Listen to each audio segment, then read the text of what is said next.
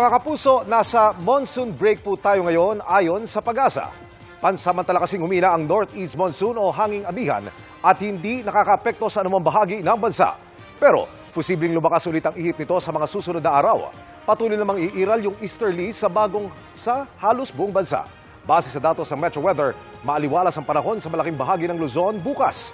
Maliban lang sa gabi dahil posibleng ulanin ang ilang bahagi ng Cagayan at Isabela, Aurora, Quezon at Mindoro provinces.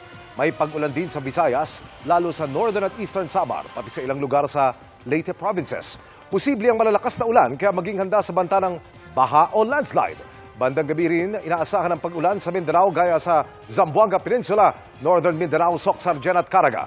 Dito sa Metro Manila, magdala pa rin ang payong panangga sa init at tsansa ng localized thunderstorms.